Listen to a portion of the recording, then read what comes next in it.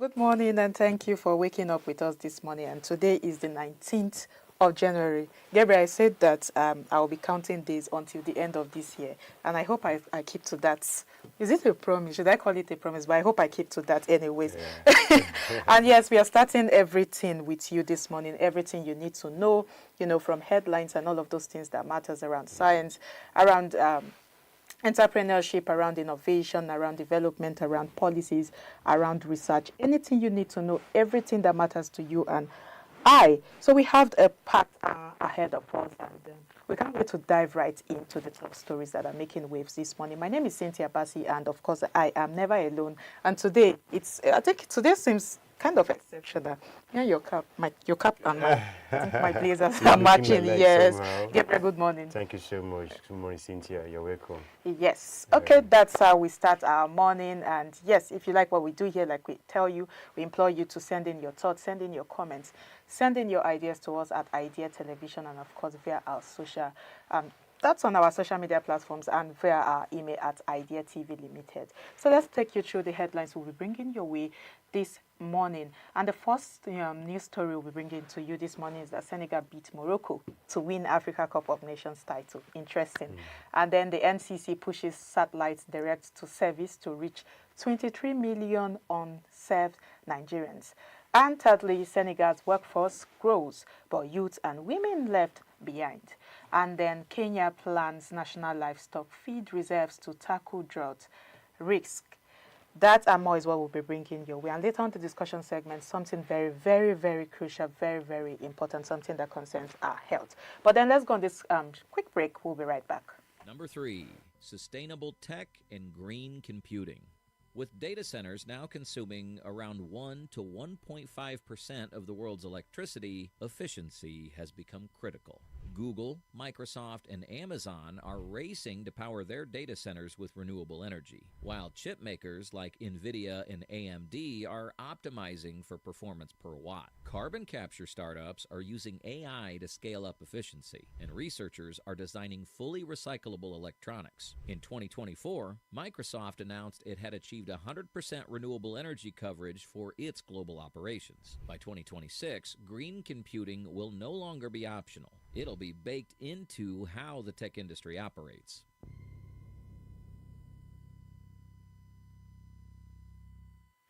It's good to know that you are still here with us. And in case you're just joining, you're not late. This is the Idea Morning Digest. And yes, Senegal won. Senegal have won the Africa Cup of Nations, defeating host Morocco on nil after extra time in the final played on Sunday night in Rabat. The decisive goal came 4 minutes into extra time at the Prince Moulay Abdallah Stadium, ending Morocco's hopes of lifting the trophy for the first time since 1976. Moroccan fans left the stadium in disappointment after a dramatic end to normal time, which included a late penalty awarded to Morocco, and Senegal's goalkeeper Edouard Mendy saved the sport kick following prolonged protests that delayed the match for nearly 20 minutes. Senegal's victory marks their second continental title, adding to their triumph in 2021. While Moroccan supporters praised their team's performance despite the loss, Senegalese fans celebrated a hard-fought win, describing it as a victory not just for Senegal but for African football. I think this is very, very beautiful for African football, because when we step back from the drama of the pitch or whatever happened in the pitch, we look at it and this isn't just a football final. I got to watch a little of it, and it's more like a coalition of all of those expectations, pressure, and all of those everybody's head is on the game. Both people that are playing, fans, everybody's heads were on the game. And for Morocco, who are the people, the country hosting it, the tournament, I think it created like a double-edged sword for Morocco, because home, that home advantage was there, and it's very powerful, and it also comes with that emotional weight because you're at home. Yes. A lot of people will be expecting that, okay, especially citizens of Moroccans were expecting that since we are home, we have to, take this win. And, the crowd was expecting destiny to play it, but then at the end of the day, performance showed its own way out of every other thing. And then what stood out to me most importantly here isn't just about Senegal's win. To me, is how they won. I mean, it's not just about how they won. It's more about what it says about African football right now. I mean, it's more like, let's leave all of those flashy, free flowing. It wasn't just a free win. It wasn't just a flashy win. We saw how it was very gritty. It was very tense. They worked hard for it. It was almost uncomfortable, as a matter of fact. And Edward Mendy saving that penalty wasn't just a goalkeeper doing his job. It wasn't just a goalkeeper doing it. I think the moment summed up Senegal's destiny in that match, if I should put it that way, and their overall identity. At the end of the day, we saw discipline, we saw mental strength, we saw resilience, we saw a refusal to panic under pressure, and that is what I love the most about this football. African football is very, very interesting, very beautiful. And Mendy has been through a lot of career setbacks. If you want to, I'm not that in the know about football that way, but the little I know about Mendy, he has been rejected in Europe. He has had so many setbacks, if I can remember. And, this to me is more like rebuilding his reputation of late. And, moments like this saved the show for Senegal. I just trust the whole of the experience when I was watching it. I trust the whole of the hype. And then this is where, this is where Senegal is, and we are congratulating Senegal. We're celebrating with them at this point in time. Yeah, honestly, Cynthia, if I'm to come in here, looking at Senegal as marking the second continental victory for Senegal. And, the penalty that was awarded to Morocco yesterday, and they failed on that penalty. It was such a disheartening one, because, I mean, why will you be playing penalty on that ratio? Penalty is supposed to come with a tactical speed and a calculated attempt to make sure that you position the ball on the right angle. He just played the ball to the keeper's hand, and the keeper catch it. I was like, what is this? Though I bet on Senegal to win that one, because I wouldn't want Morocco to win us, because what they did with us last time, there was a misconception of the referee. Yes. There was a misconception of the referee blowing, not supporting us too, and but it's a nice one. I celebrate Senegal and Morocco. They tried. Exactly. They tried. At the end of the day, Morocco losing at home isn't a failure. No, it's not at all. It's not at all. I just feel like it's that proof that they can become a serious. I mean, what they even did hosting AFCON. Yes. The revenue CAF generated from AFCON, being that it was, hosted in Morocco. I mean, all of those things is still a win. It's a big win. It's a big win. This is African football, so it's a win to Africa at the end of the day. So let's move to the next news story we have. The Nigerian Communications Commission says it is moving to adopt satellite direct-to-service connectivity to close mobile coverage gaps affecting more than 23 million Nigerians. The regulator made this known today in a consultation paper published on its website. According to the Commission, national connectivity assessments showed that about 87 underserved clusters remain beyond reliable mobile coverage. Advances in satellite technology now allow standard mobile phones to connect directly to satellites, offering a new way to extend service where traditional networks are costly or difficult to deploy. The NCC says the consultation, which began on Monday, January the 12th, is seeking industry and public input on how the tech. Hope investors they're just kind of, I think, hoping that investors follow. It's no longer enough. Them hoping that investors will come in is no longer enough. What they are saying is that there are communities where traditional infrastructure simply doesn't make economic sense, and pretending otherwise has cost millions of access to satellite millions of people access to basic communications. So now I think this satellite direct to service is bold. It is also disruptive, and I think it also challenges telecom incumbents. All of those incumbent questions that have been existing, all all of those spectrum frameworks that forces regulators to want to think globally, not just locally again. And I feel like that's why this consultation matters. This is more like the NCC admitting that that technology is moving faster and policies are there, but technology is moving faster than policies. And why will technology be moving faster than policies? As technology is moving, there should be policies that are aligning with how this technology is moving for efficiency. And, you know, policy must catch up without breaking the system. So that is what NCC is coming out to say. And I feel like, but then I always have a but. I always have my this year I told them there's going to be uncomfortable truths, no longer unpopular opinions. But then I think connectivity, we just have to come to the realization, and I like what NCC is doing, that connectivity is not a luxury, it's a necessity. It's a necessity. It's a citizenship infrastructure. We should take it as an infrastructure rather than luxury. And you know, no signal today means exclusion for everybody. Exclusion for education, exclusion for businesses, you know, exclusion services, banking, markets, even governance, name it. So I just feel like this is a must, and that they must look into it. But this must not become another, you know, shiny solution that will just come out and everybody will be like, clap our hands and we'll be happy. And then at the end of the day, it only meets the urban elites, and it will not meet people in the rural areas, people that really need it. It will be only people that can afford expensive, you know, devices.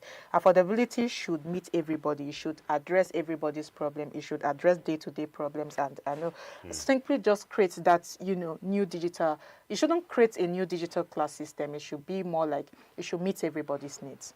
Yeah, honestly, going to, you know, the recent advance of satellite technology that can now where people can now access technology directly to satellite is a big one. You know, because if they can create this avenue, this policy that can really, just like what you are saying, that can regulate, like in which this communication gadget can really meet down to the local places, so they can access it not just for the developmental aspect, you know, down to the rural places. If they can access it, it's a good one. It's a good one. And all right, let's quickly go on a quick break. When we come back, we'll continue from where we stop. We'll continue the explanation of where we stop. All right. Number 3, sustainable tech and green computing. With data centers now consuming around 1 to 1.5% of the world's electricity, efficiency has become critical. Google, Microsoft, and Amazon are racing to power their data centers with renewable energy, while chip makers like NVIDIA and AMD are optimizing for performance per watt. Carbon capture startups are using AI to scale up efficiency, and researchers are designing fully recyclable electronics. In 2024, Microsoft announced it had achieved 100% renewable energy coverage for its global operations. By 2026, green computing will no longer be optional. It'll be baked into how the tech industry operates. Number 7, nanotechnology in medicine and electronics. When you shrink technology down to the nanoscale, you open up whole new possibilities. In medicine, researchers are exploring nanoparticles that deliver chemotherapy drugs directly to tumors, reducing side effects. MIT and Brigham and Women's Hospital have developed nanosensors that can detect cancer biomarkers in blood. In electronics, nanoscale transistors are already pushing Moore's law further, with IBM unveiling a 2-nanometer chip in 2021 that promises major gains in performance and energy efficiency. The global nanotechnology market is projected to surpass $250 billion by 2030, showing just how central this field is becoming.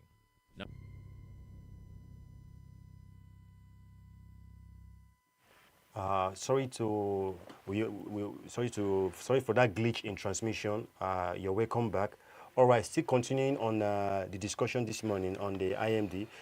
So looking at the NCC push satellite direct reach to the 3 million undeserved Nigerians.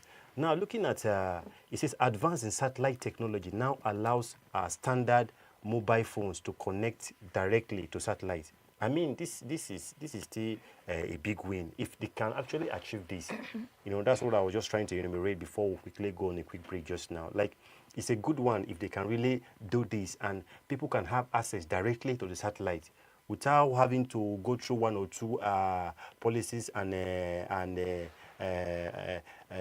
don't know how to put it now, commissions to that's regulating this board. If one can easily connect directly to satellites, if they can make it available, I think it's a good one. Exactly. If the NNCC can actually bring this on board, it's a good one by Nigerians. It will aid more communication and swift communication by the regulation. Yes, just like you've said, education will determine rather whether it becomes transformational. We don't just want it to be talks and then we end it there. But then let's see the next story, and this is in Senegal. Senegal's labor market is expanding, but participation remains limited. And official data from the National Agency of Statistics and Demography shows that just over 55% of people aged 15 and above were active in the workforce in the third quarter of 2025.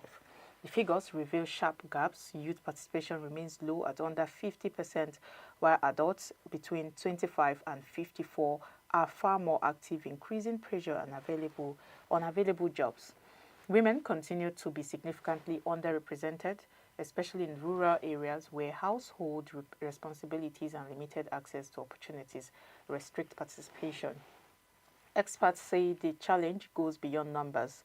Analysts point to a mismatch between education, vocational training, and labor market needs, warning that without better alignment of skills to jobs, youth and gender gaps will persist despite a growing working age population. I think this is peculiar to what we were talking about the last time, was it last week on IMD? I think this is one of those stories where, numbers will look decent until you ask who is missing. When you look at the workforce properly, it's not just in Senegal.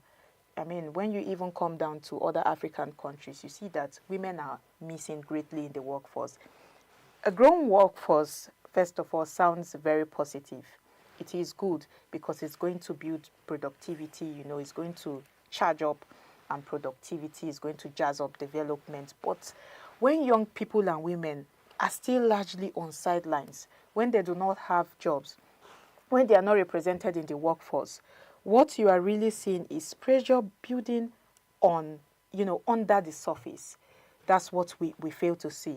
And, all of these economies they don't just collapse like that. They collapse because sometimes you lack proper manpower with some certain demography, with some certain group of people. It's because people are unemployed. That's why economies collapse. It's because people, feel excluded. That's why economies do collapse. So the youth issue here is particularly very worrying. I mean, I think, was it last year? It was very heated. This similar argument was very heated in Cameroon. Youths were, complaining and contesting of being excluded in, politics, in government, in the workforce and whatnot. So I think when young adults are not productively engaged, you see all of those frustrations will begin to replace ambition. They'll begin to build up, and then they'll start looking. We've said this over time. They'll start looking for alternative ways to, get engaged and earn a living. And then that's when you start seeing all those anomalies in the society, things we don't want to see, social deviances and whatnot. And when education system produces, I think we talked about this, was it on Friday on IMD? Because most times in Africa, we reward certificates for competence.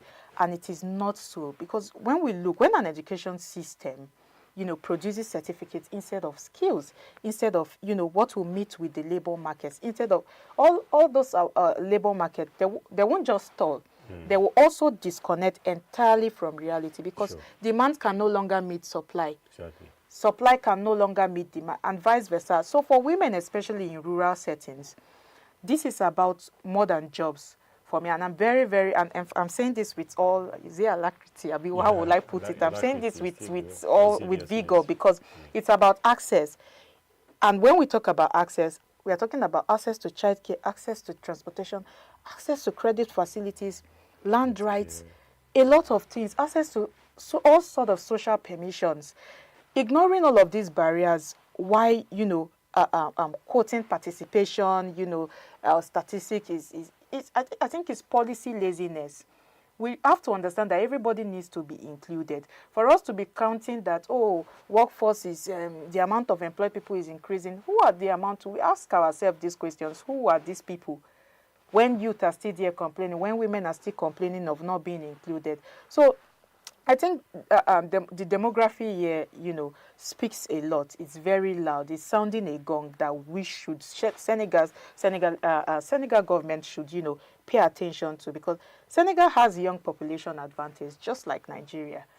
They should pay attention to the advantage that, comes with these young people, because if they fail to pay advantage to these to these young people, it can easily become liability.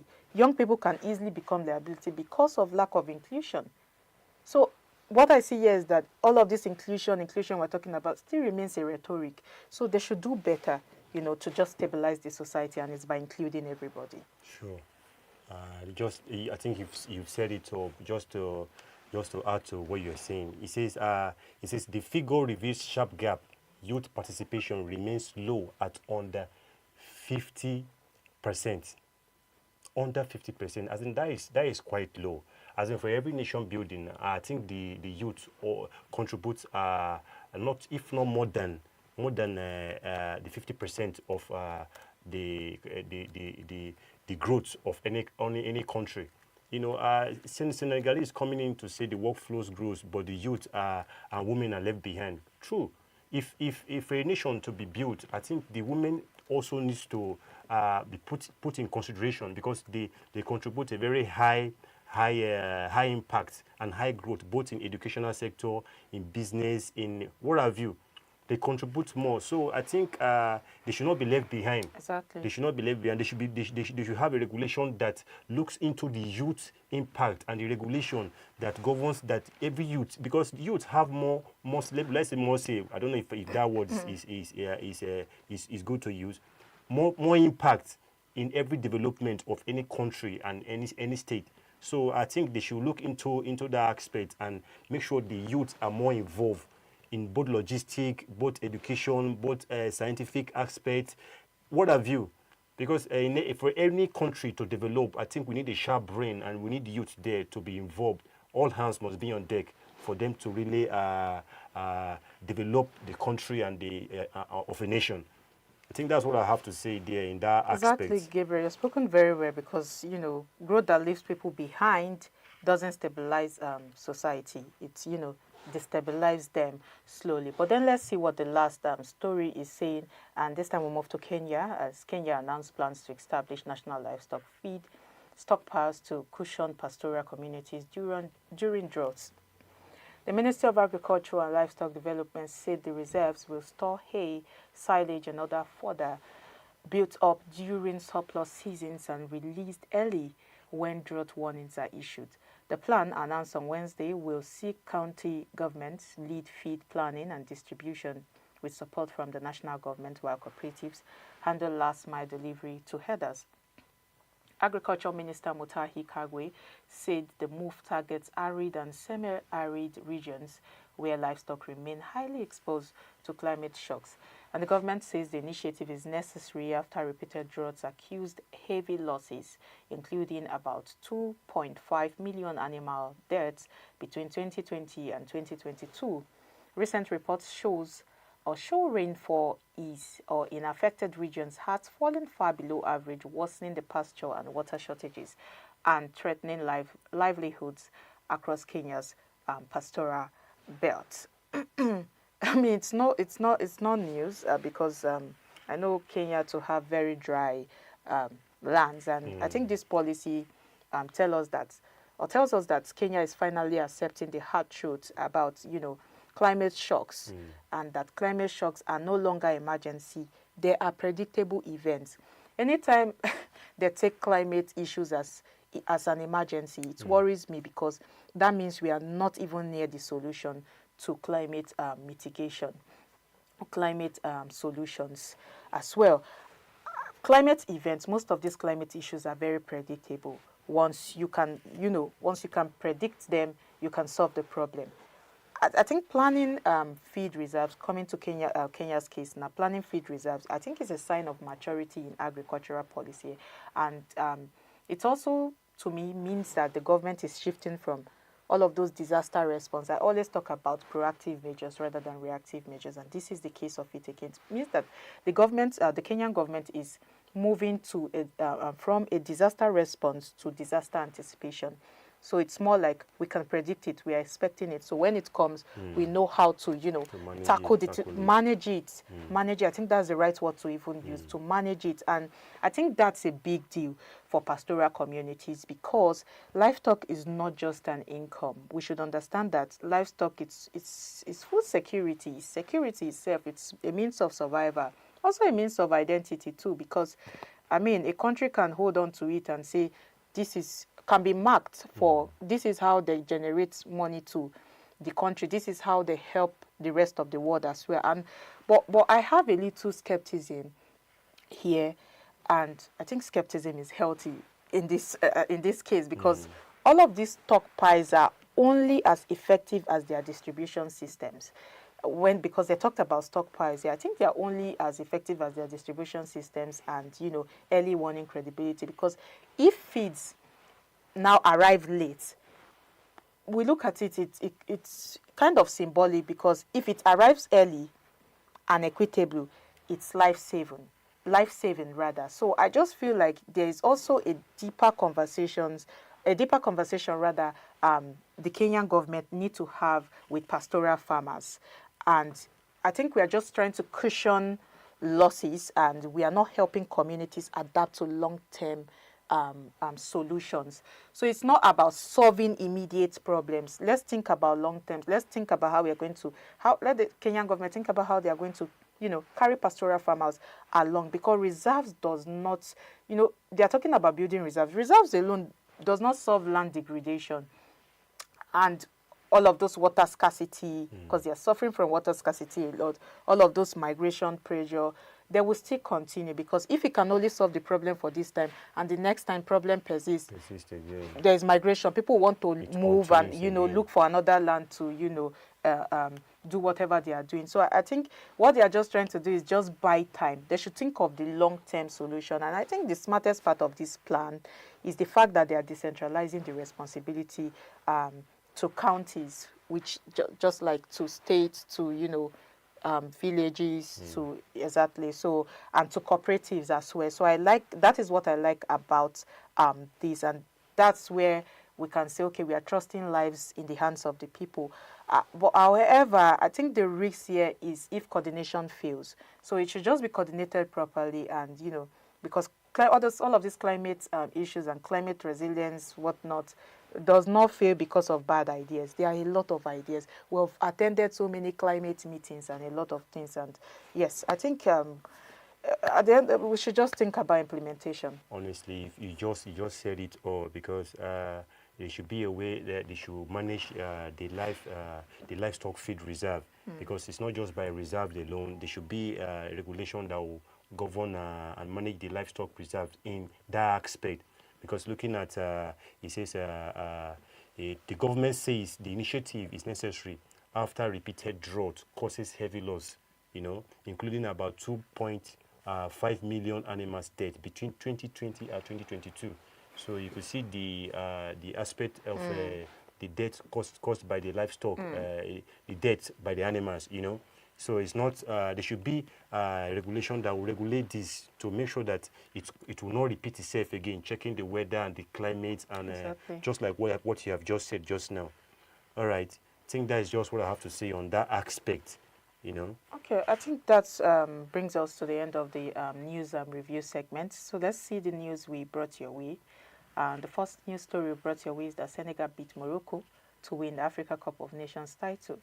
And then the NCC pushes satellite direct-to-device to reach 23 million unserved Nigerians, and Senegal's workforce grows, but youth and women left behind. And lastly, Kenya plans national livestock feed reserves to tackle drought risk. And that is what we have for you. Not today, we are not going, but when we go on this short break and we are back, we'll see what the discussion segments have for us. Very important that you stay with us. Facebook wasn't the first thing I built. I also built chat systems and games, study tools and music players, and I'm not alone. J.K. Rowling got rejected for George Bush. The defendant filed a motion on the 17th day of November 2025, seeking for two reliefs. One, an order admitting the defendant's applicant to bail on liberal terms pending the determination of the invalid charge presently before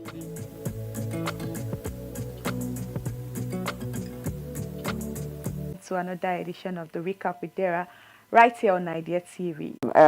Write these questions or set the questions. They are human beings like us that will set the questions. Somebody's father, somebody's mother, somebody's uncle, auntie. So I feel like the best way to, curb this situation is that the reform should go back to the grassroots.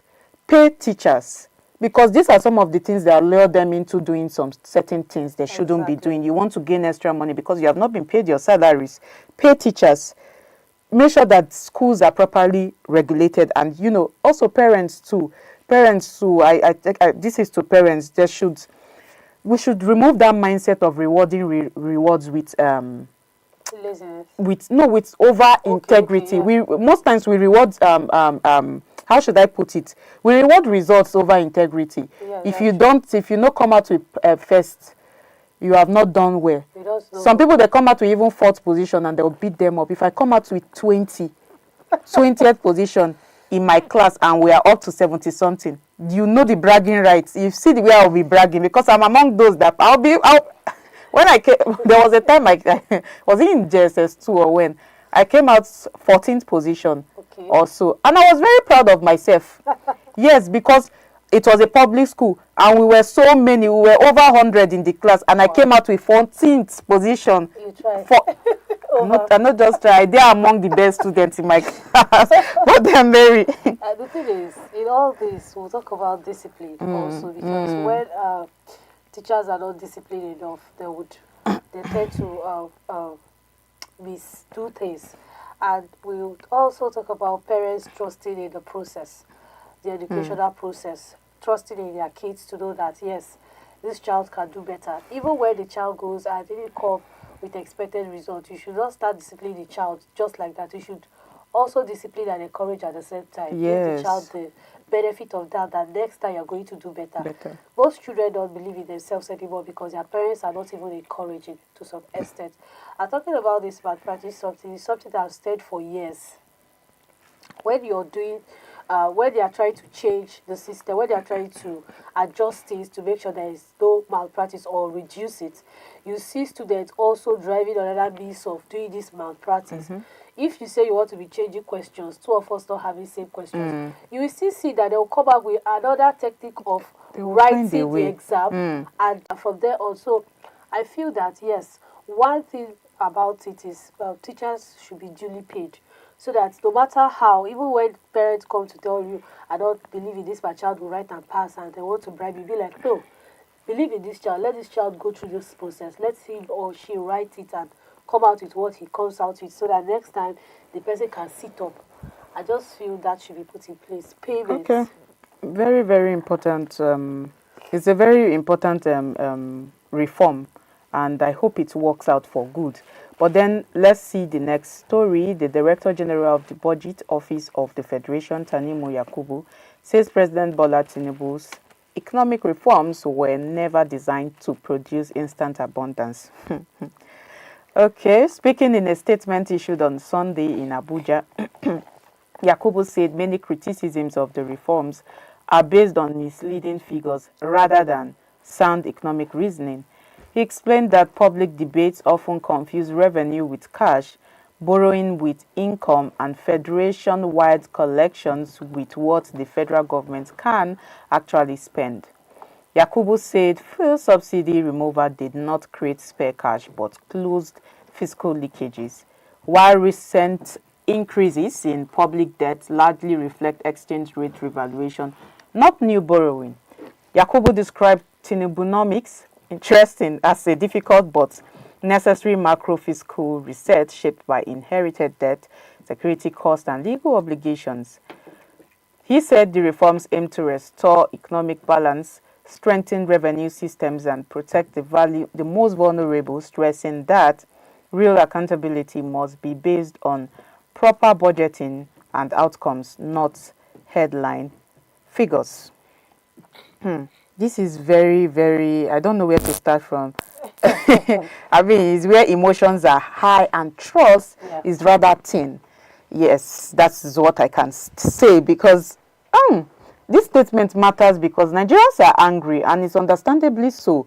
Nigerians have the right at this point in time to be very angry because a lot of people do not understand what is actually going on.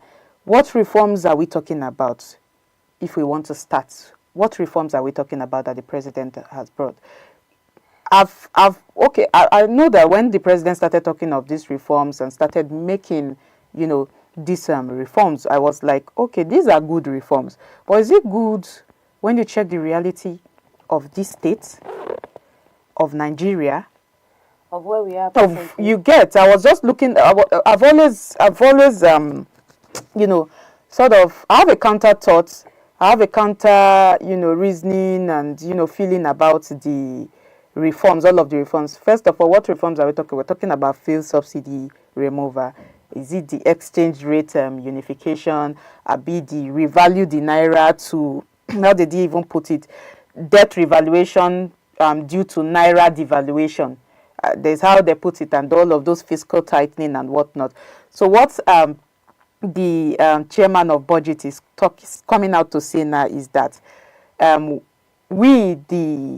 he's criticizing critics for confusing the whole thing about President Bola's reforms. According to him, we are confusing revenue with cash. We are confusing borrowing with income. And then he's saying that the total federation revenue should not be confused with what government is spending, because the federation has amassed some certain amount of money doesn't mean that the federation have the right to spend that money. So he's just saying a lot of things, and technically he is not wrong. But if we want to go a little sentimental, because there's no how we are going to shift sentiments when we talk about things that concerns economics, all of us, our livelihoods. First subsidy was removed. The government didn't suddenly, bag money because first subsidy was removed. It was just a means to sort of cushion or block leakages, just kind of adjust the issue a little, so that money will not be going out anyhow every day. Money will not be bleeding on a daily. But the real issues Nigerians are raising is that Nigerians are not economists, but we are feeling the pain. Very well. Inflation will come, we are feeling it. So we are not stupid. So it's only right for people to come out and say what is happening. It's only right for people to come out and question a government. It's never wrong for a citizen to come out and question a government, because people do not measure reforms with all of those International Monetary Fund logic or their own ideation.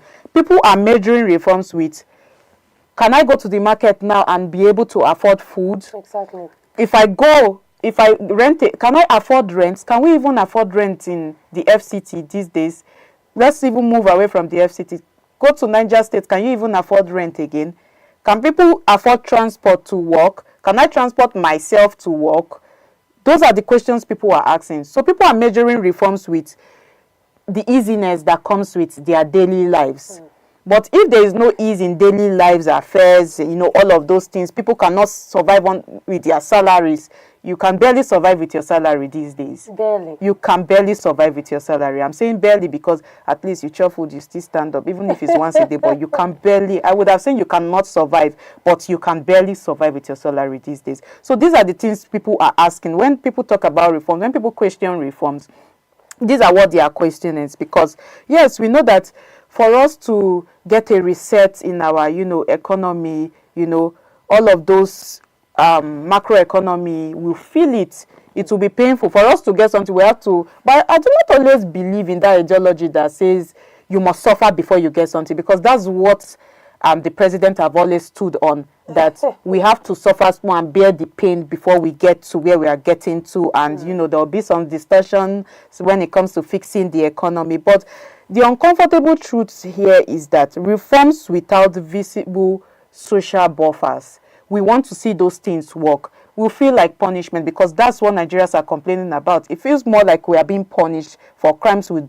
did not, you know, commit. It's no longer looking like a policy again, because for you not to be able to afford food to eat, for you not to be able to pay your children's school fees, for you not to be able to transport yourself to work, it's punishment. It feels like punishment. It doesn't look like a reform again. And you know, Tinubu's team may understand what they are doing. They may understand that. Me too, I kind of understand that these reforms are very, very interesting reforms, good reforms, wise reforms. But are they wise with the reality? Nigerians understand markets. We understand we are entering transports. We understand kitchen. We understand food. We understand our stomach. We don't understand all of these calculations that will come out and say, oh, since we stopped fuel subsidy, 4% of waiting this, that has increased. We do not understand all of those things. We want to see it translate into our reality, because this reform, I'm telling you, is looking like hardship, because we are talking about, he's even saying that the reform is for long term, even if we will not start seeing the impact immediately. But why is it that the hardship is hitting us immediately? Why? I don't know. I'm becoming too. But why? Why is it not touching those big men? Why is it not touching the elite? Why? Why do Nigerians feel like this adjustment costs are unevenly shared? Why? Well, that's the much I can say. I think they would answer your question very soon. But the thing is, like he said President Bola Tinubu's economy reforms. Tinubunomics. We are never designed to produce instant abundance. They've already made it clear that it's not there to produce instant abundance. So you should know that the first thing that will hit you is what will hit you. And then someone said that Nigerians, we know how to adjust to circumstances. We know how to adjust to things very fast. So I just feel that that saying is working somehow, because even when the subsidy was removed, a lot of us complained that the tail end of it, we started adjusting to what is happening, and we started managing. In as much as we know that we're not physically seeing all this reform, we're not physically seeing what they're doing, but it has gotten to the point where an average Nigerian is actually complaining. Unlike before, where things go up and go down, people just complain within themselves. Right now, they are not taking the complaints up. You can see on social media, youth are complaining, and they are saying, they are speaking their minds. But the thing is, as I speak in your mind right now, are they listening? Are they willing to listen to our opinions to make a change for us? That is the question I'm asking. The president says you people that are not listening.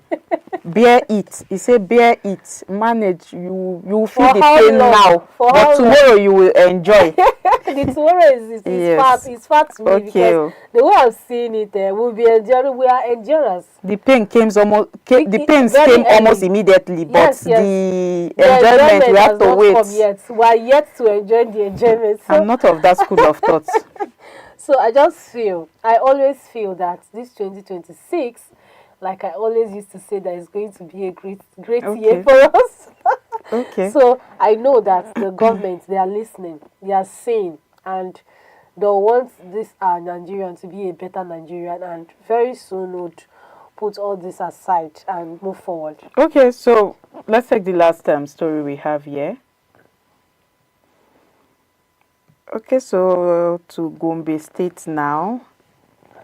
Okay, it's not the last story after all, but the Gombe State government has banned all scrap dealer activities across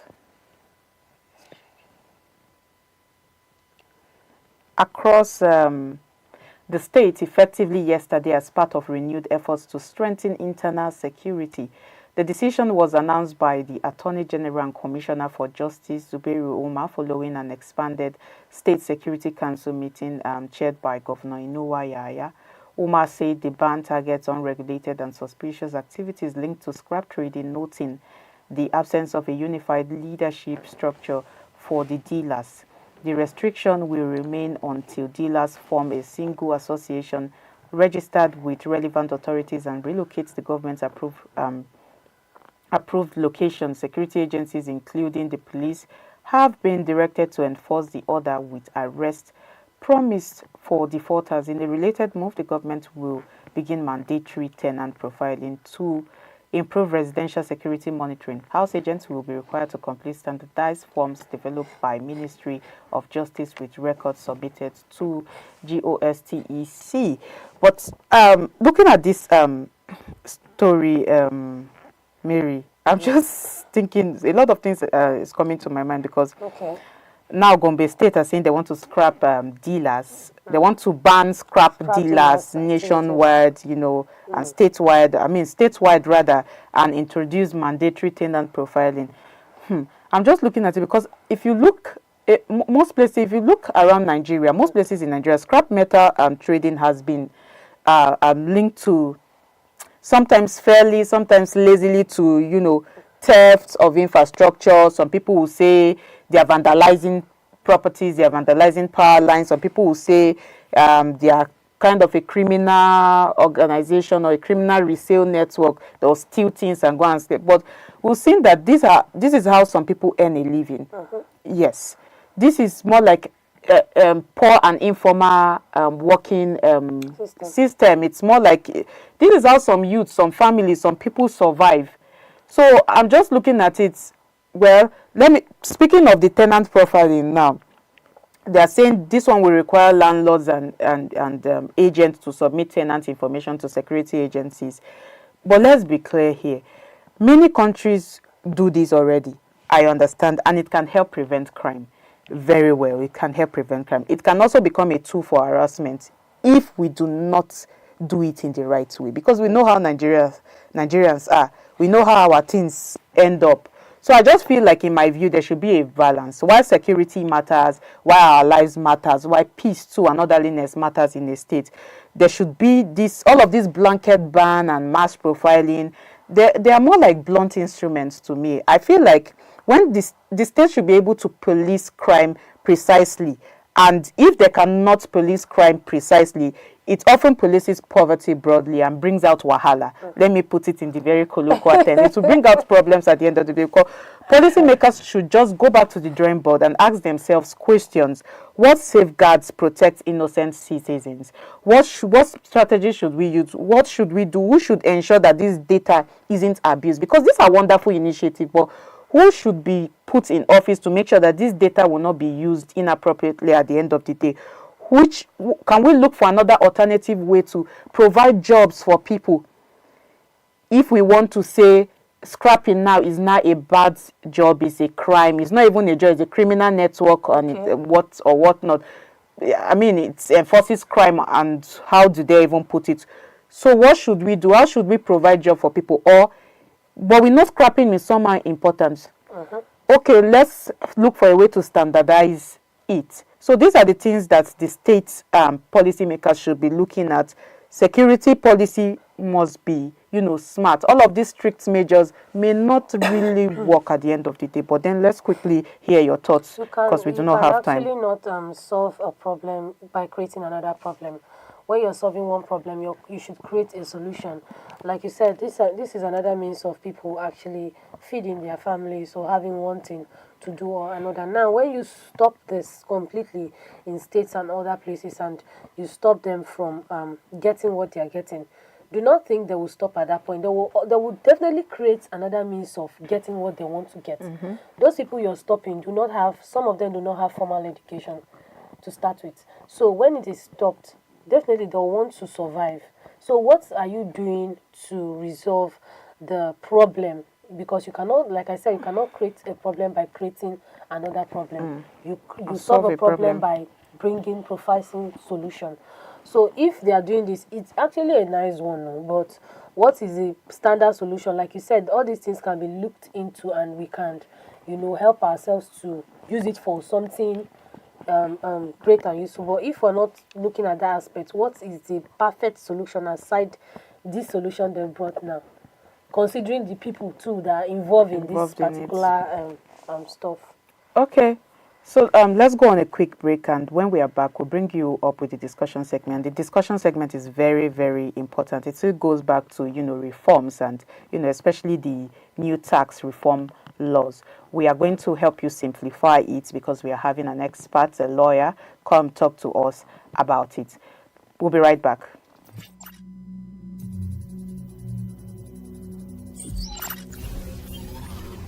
(5G) technology. 5G technology promises to be a game changer by delivering ultra-fast internet speeds, low latency, and the ability to connect millions of devices seamlessly. It's going to fuel the future of smart cities, autonomous vehicles, and IoT devices, allowing them to communicate in real time. However, 5G rollout isn't without hurdles. High costs of infrastructure and regulatory issues in some regions have slowed down implementation. By 2026, the 5G market is expected to be valued at $667.90 billion, with the US, China, and South Korea leading the change. The challenge? Cybersecurity risks and data privacy will remain top concerns as more devices become connected.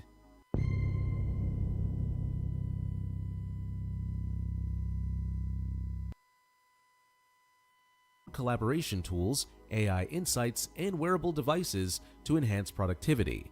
This trend is especially relevant in the era of hybrid work models where teams need to collaborate from different locations. Tools like Zoom and Microsoft Teams have become essential for communication, while wearable tech monitors worker health and safety.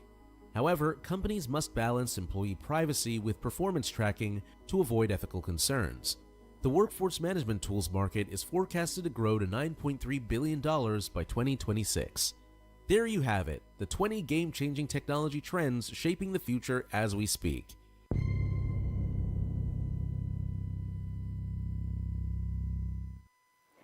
Very good to have you back join us on the discussion segment here on the Idea Morning Digest. So today we want to talk beyond politics and all of those social media noise we've been hearing.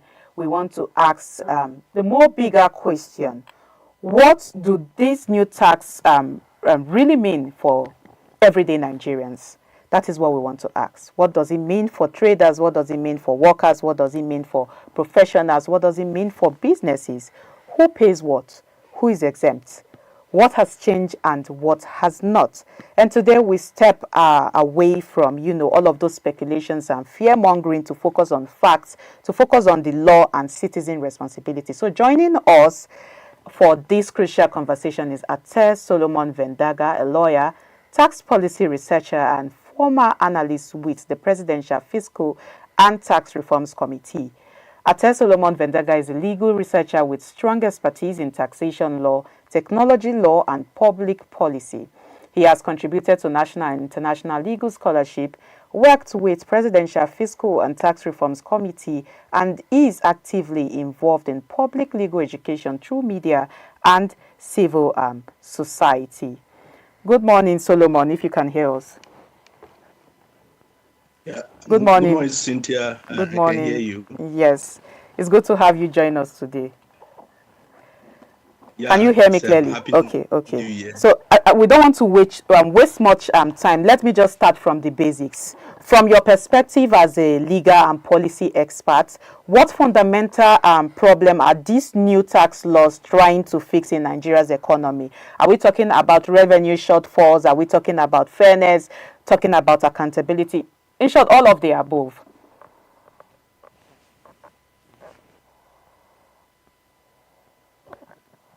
Can you hear me?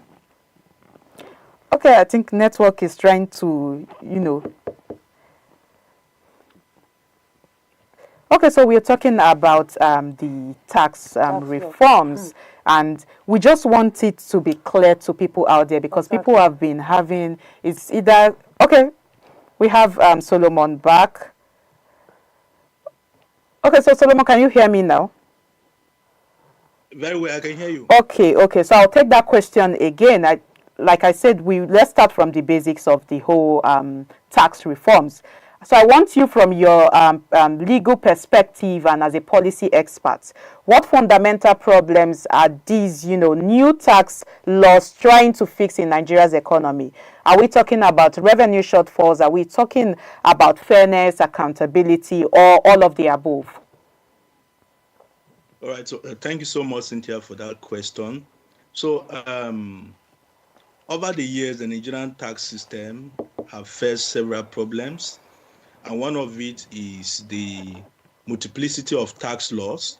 So you find out that there are so many tax laws in different places scattered all about. So it becomes very difficult for a taxpayer, for instance, to know what is his tax obligation. So for a taxpayer, for instance, to know what is his obligation under the capital gains tax, he has to go and look for Capital Gains Tax Act. For personal income, he has to go and look for Personal Income Tax Act. And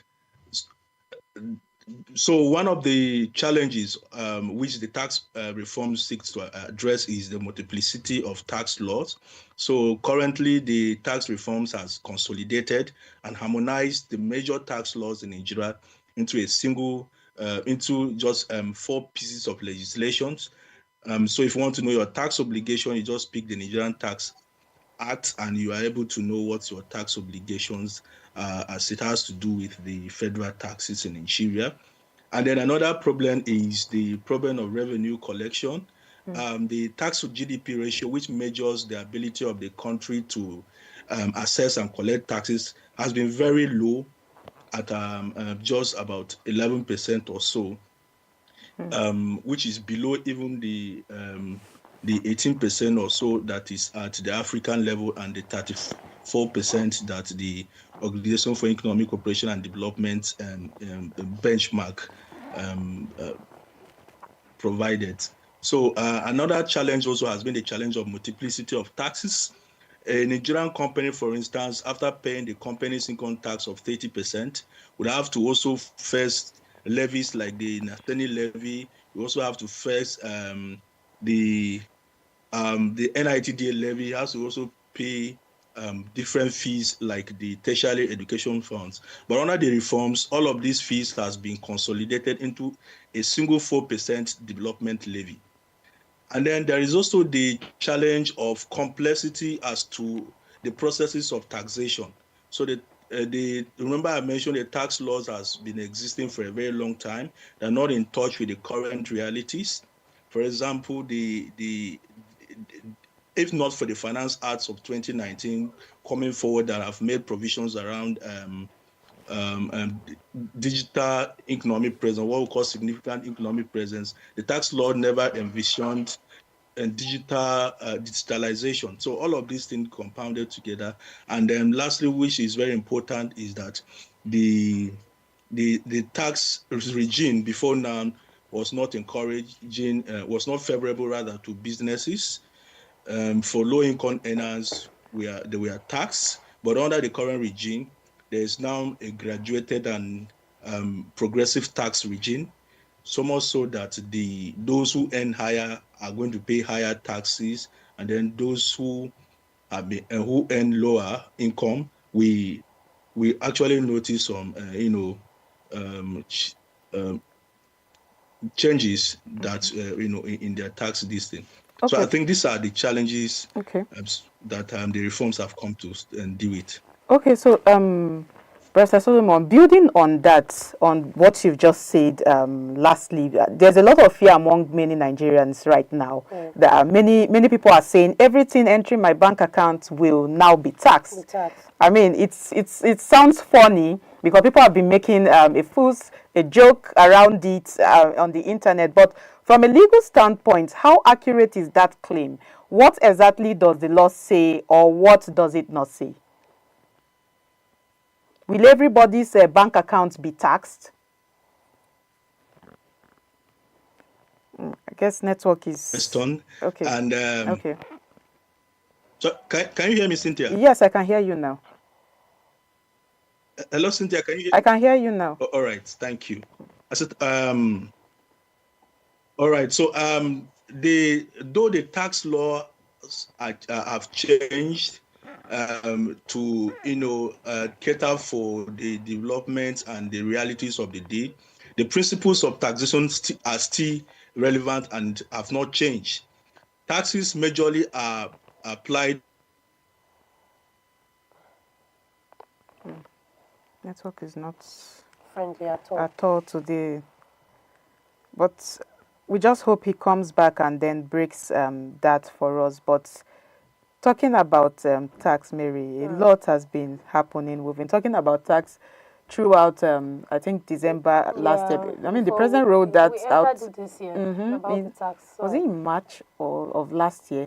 And then we carried through, but it became a heated conversation in December because people were preparing to enter the new year and, not knowing what is to come, not knowing, who is to pay what. Okay, I think we have Solomon back. Okay. All right. Sorry about the network. I've been battling with the... We just hope our taxes are used to fix our network services. That's what a lot of people are after right now, knowing what the tax is going to be used for. Yes. This fear has been there. Like, what exactly are we expecting to see? Many are complaining, how much are we earning as Nigerians for them to be taxing us? A lot of people are like, okay, we've been paying this tax all the while, but now they are making it more visible. Okay. And the fear of... Can you hear us now? Yeah, I can hear you. Okay. So let's listen to you. It is you we want to listen to today. Exactly. All right. So just like I was saying before, the network, though the Nigerian laws as to taxation have changed to to cater for the current realities, the principles of taxation have remained unchanged. Taxes. Let me even start with the words of Mr. President when he was charging the committee he appointed for the tax reform. Say tax the fruits and not the seed. So what this means is that taxes are applied on income. So the income, and if you look at the tax law, Nigerian Tax Act Section 3 and 4 provided for those income that are liable for taxes. So if you engage in business, trade, or profession, you earn income, and the income is within the taxable threshold, you are within the you will be taxed on those. If we deal with assets, and those assets are taxable assets, for example, properties like shares, land, the gains you make from those investing in those assets after your deductions will be also subjected to taxes. So taxes are not applied, or tax will not be applied on gifts. Tax will not be applied on just because you move money from your, let's say, from your GT. The next question, but I have a follow-up question with that. All right. Good morning again, Mr. Solomon. Can you hear me, sir?